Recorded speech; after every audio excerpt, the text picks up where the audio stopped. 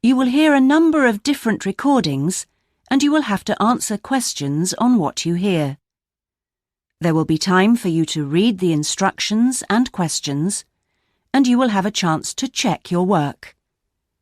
All the recordings will be played once only. The test is in 4 sections. At the end of the test, you will be given 10 minutes to transfer your answers to an answer sheet. Now turn to Section 1.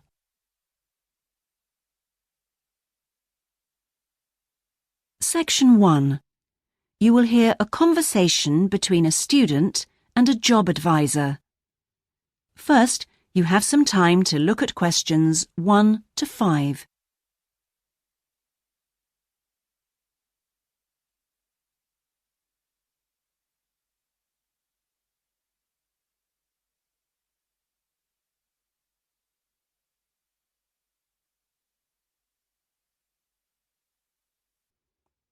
Now we shall begin.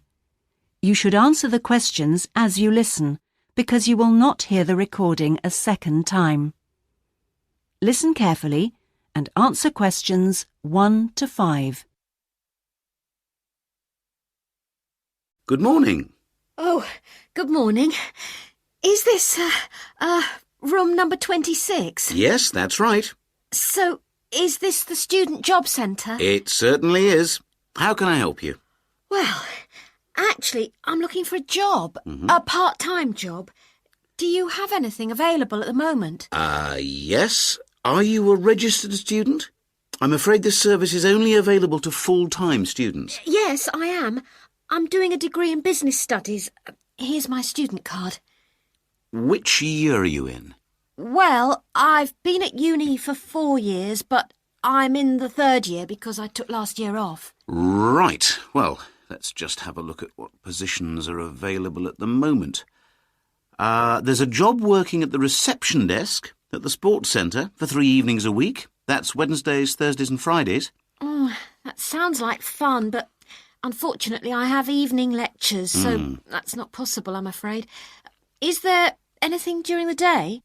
OK, that's no good then. What about cleaning? There's a position for a cleaner at the childcare centre. Right. But you'd need to be there at 6 a.m. Does that appeal? 6 o'clock in the morning? Oh, that's far too early for me, I'm afraid. I'd never make it that early in the morning. Well, there was a position going in the computer lab for 3 days a week that might be OK. Here it is. No, it's in the library, not the lab. Clerical assistant required. I think it mostly involves putting the books back on the shelves. Oh, no, hang on. It's for Wednesday and Friday evenings again. No, I can't manage that because of the lectures. OK, I'm getting the idea. Look, I'll just get a few details from you anyway, and then we can check through the list and see what comes up. Before you hear the rest of the conversation, you have some time to look at questions 6 to 10.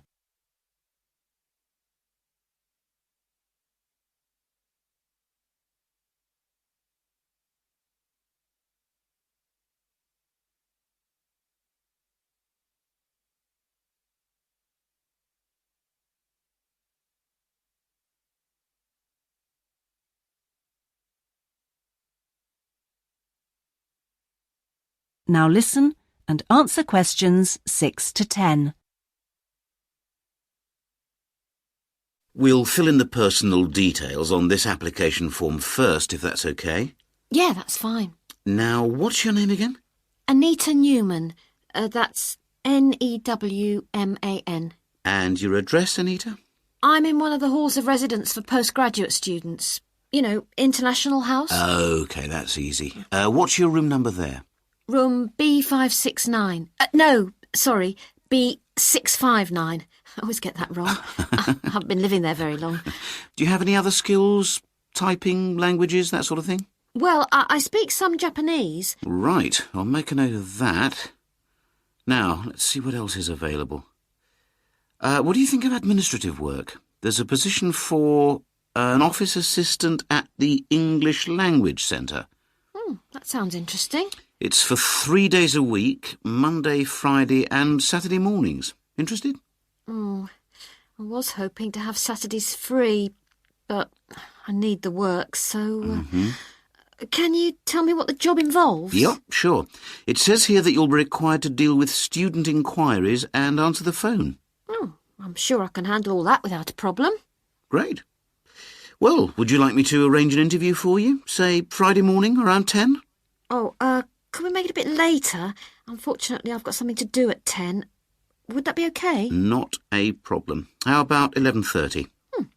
Hope it works out for you, Anita. Me too. And thanks for all your help. That is the end of section 1. You now have half a minute to check your answers.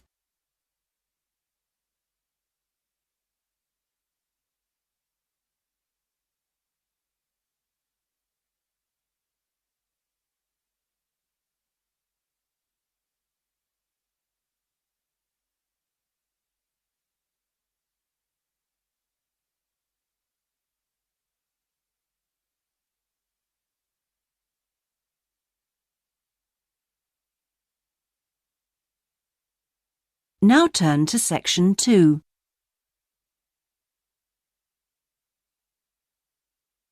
Section 2. You will hear a talk given by a group offering a walking holiday to raise money for charity. First, you have some time to look at questions 11 to 16.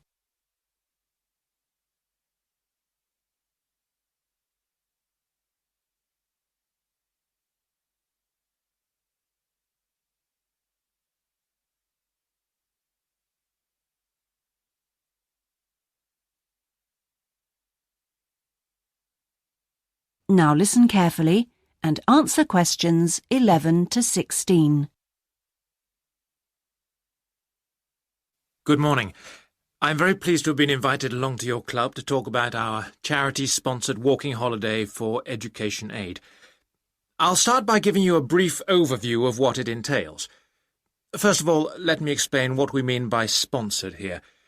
This is where people promise to donate money to the charity if you achieve your goal. In this case, to walk a certain number of miles. Basically, we are organising a 10-day holiday from the 6th to the 16th of November, with 8 days actual walking, trekking in the Samira Mountains. Let's have a look at some of the details. We require you to raise sponsorship money of at least $3,200, paying $250 of it up front as a deposit, and the rest in stages throughout the year. Out of this, about 35% will go on your expenses, and that leaves 65% guaranteed to go to the charity. Which brings me to the most important part. This trek is being specifically organised to help education in the Samira region. Last year, we helped train teachers for the disabled, and this year we're focusing on the pupils. Each of the walkers' sponsorship money will go to help an individual special needs pupil in one of the mountain schools. In the second part of the talk, I'll be giving you a lot more details. But back to the basic information. Age limits. This is the second time we've run this kind of holiday, and on the first we even had an 80-year-old. But we found it was wise to establish limits this time. You have to be at least 18, and the top limit is now 70. Though you need to obtain a health certificate from your doctor if you are over 60 years old. Now, the Samira Mountains are among the highest in the world, but you mustn't be too daunted. We will mainly be trekking in the foothills only, although there will be spectacular views even in the foothills. However, you will need to be extremely fit if you aren't now and you're interested in coming with us. You have plenty of time to get into shape. You'll be sleeping in tents, so you must have quite a bit of equipment with you, but you will be helped by local assistants. Your bedding and so forth will be carried by them. We ask that you only walk with a small rucksack with needs for the day. I don't think I've really said enough about the marvellous area you'll be walking in. Let's have a look at some of the sights you'll be seeing. Apart from these spectacular snow-covered peaks and valleys, there are marvellous historic villages, The area's been famous for centuries for making beautiful carpets, although recently there has been a trend to move into weaving blankets and wood carving. The people are extremely friendly and welcoming. We deliberately keep the parties small in size to minimize disruption to people and landscape. Before you hear the rest of the talk, you have some time to look at questions 17 to 20.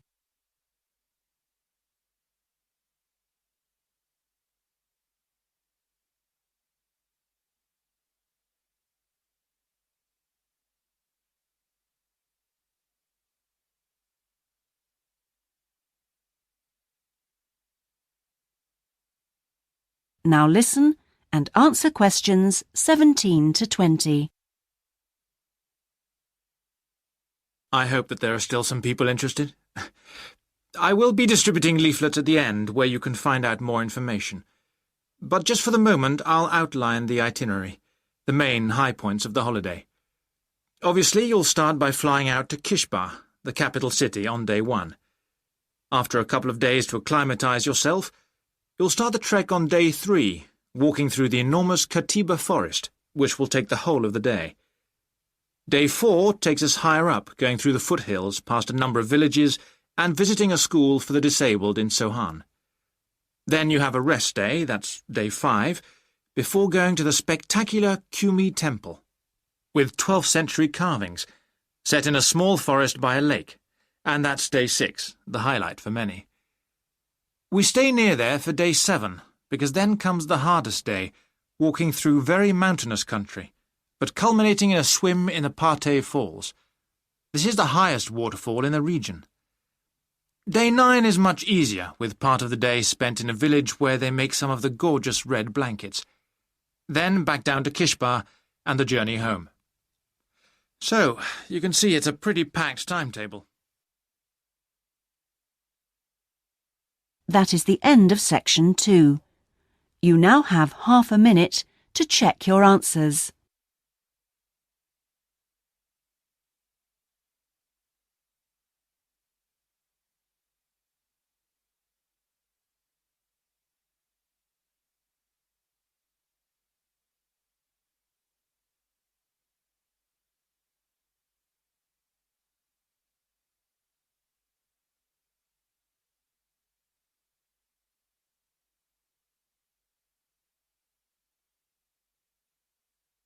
Now turn to section 3.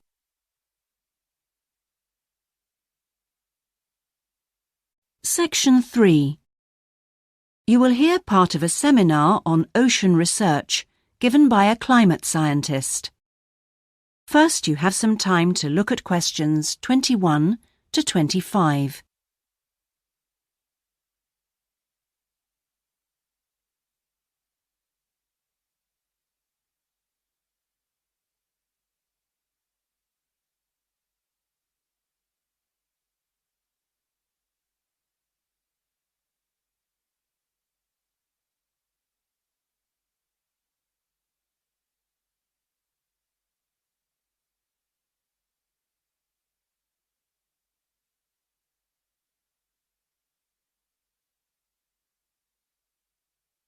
Now listen carefully and answer questions 21 to 25.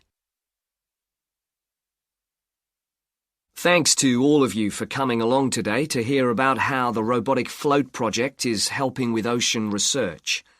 Well, first of all, we'll look at what a robotic float does and its use. So let's start with the device itself. It looks a bit like a cigar, and it's about 1.5 meters long. More importantly, it's full of equipment that's designed to collect data. So it can help us in building up a profile of different factors which work together within the world's oceans. Sounds like a big project. Isn't it too big for one country to undertake? That's quite true, but this project is a really good example of international cooperation. Over the last 5 years, scientists from 13 countries have been taking part in the project and launching floats in their area of ocean control. And next year, this number will rise to 14 when Indonesia joins the project. That's impressive. But let's move on to how floats work. The operational cycle goes like this. Each of the floats is dropped in the ocean from a boat at a set point and activated from a satellite. Then the float immediately sinks about 2,000 meters. That's 2 whole kilometers down in the water. It stays at this depth for about 10 days and is carried around by the currents which operate in the ocean at this level. During this time, it's possible for it to cover quite large distances, but the average is 50 kilometers. So, what is it actually recording? Well, at this stage, nothing. But as it rises to the surface, it collects all sorts of data. Most importantly, variations in salinity, that's salt levels, and the changes in temperature, a bit like underwater weather balloons. Then, when it gets back to the surface, all the data it's collected is beamed up to the satellite. After about 5 hours on the surface, the float automatically sinks, beginning the whole process again.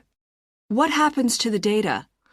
Well, the information is transferred direct to onshore meteorological stations, like our one in Hobart, and within 4 hours the findings can be on computers, and they can be mapped and analysed. Before you hear the rest of the seminar, you have some time to look at questions 26 to 30.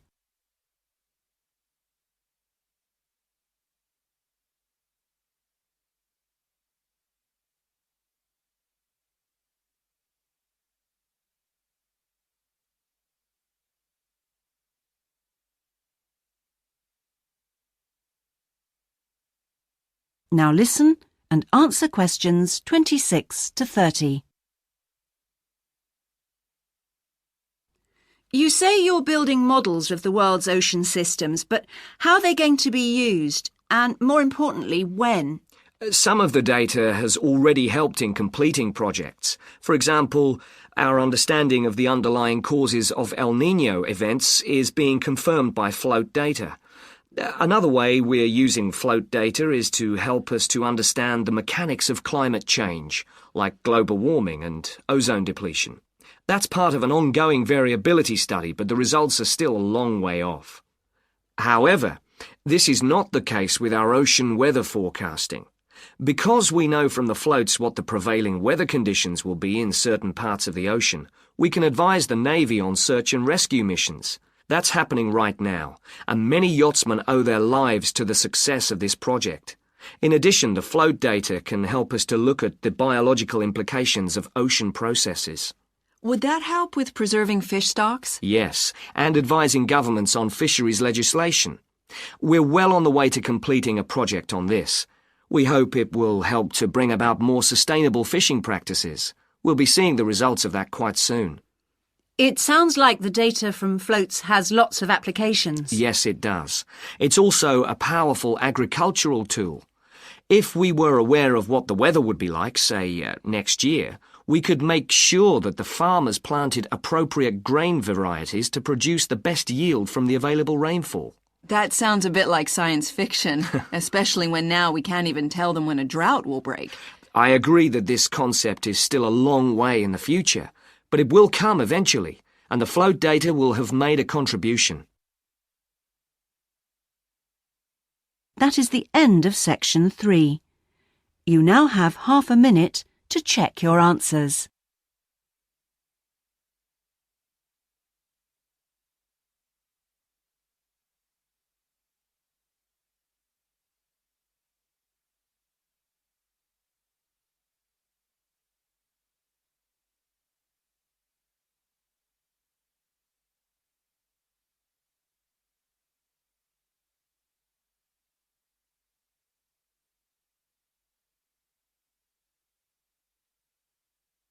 Now turn to section 4.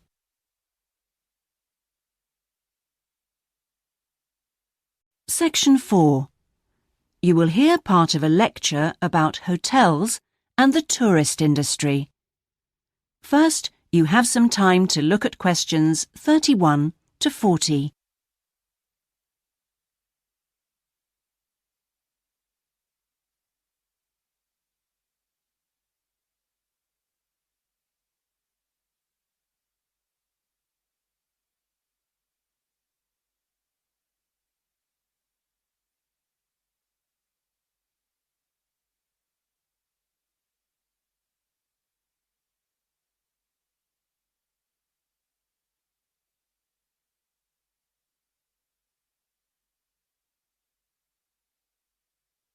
Now listen carefully and answer questions 31 to 40. Good morning, everyone. Today's lecture forms part of the Hospitality and Tourism module. Last week, I looked at the economy end of the hotel business. This week, I'm going to discuss the luxury end of the market. Let's consider the following scenario. You wake up in the middle of the night in a strange hotel miles away from home, disoriented most probably from jet lag, when even the most expensive surroundings can seem empty and dispiriting. You have paid a great deal of money to stay in this first-class hotel with its contemporary technology, but according to recent research carried out by an international travel and public relations company, all is not well. The research suggests that even the most opulent, luxurious hotels seem to have underestimated the most basic needs of their customers, be they traveling for work or pleasure.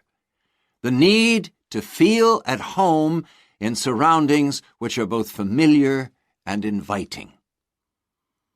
Do these findings, however, apply only to hotels situated in particular areas? Is it possible that the external environment can affect a guest's well-being? The company's research covered a whole range of different hotel types, both independent hotels and those which are part of large chains. They investigated chic so-called boutique hotels in the heart of downtown business districts, stately mansions located in the depths of beautiful countryside, and plush hotels built at the edge of tropical beaches, surrounded by palm trees and idyllic blue ocean. And the research concluded that what was outside the hotel building simply didn't matter. This is a fascinating revelation, and those of you hoping to move into careers in the travel and leisure industry would be well advised to look at the findings in more detail. But back to the main point of this lecture, the need to feel at home. What can the hotel industry do about it? And is the very idea so subjective that it's impossible to do anything about it on a global basis?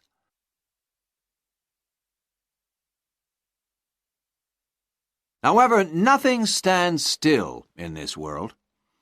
One company has come up with the slogan, "Take your home with you," and aims to provide clients with luxury serviced apartments. Those in the business travel industry maintain that these serviced apartments dispense with all the unwanted and expensive hotel services that business travelers don't want, while maximizing the facilities they do want. For example, not only sleeping and living accommodation, but also a sleek modern kitchen that allows guests to cook and entertain, if they wish, at no additional cost. The attractions of such facilities are obvious, and it'll be interesting to see whether the company manages to establish a trend all over the world and make a lasting impact on the luxury accommodation market. Now, finally, I want to consider the psychology underpinning the traditional holiday hotel industry. As a hotelier, how do you go about attracting people to give up the security of their own home and entrust themselves to staying in a completely strange place and sleeping in an unfamiliar bed? Firstly, hotels exploit people's need to escape the predictability of their everyday lives. For a few days, people can pretend they are free of responsibilities and can indulge themselves. Secondly, there is something very powerful in our need to be pampered and looked after. It's almost as if we returned to being a baby when everything was done for us and we felt safe and secure. And not far removed from this is the pleasure in being spoilt and given little treats, like the minuscule bottles of shampoo and tiny bars of soap, the chocolate on your pillow at night. And we actually forget that we are paying for it all. Next week, I'm going to look at eco-hotels, a fairly new phenomenon, but increasingly popular, particularly... That is the end of section 4. You now have half a minute to check your answers.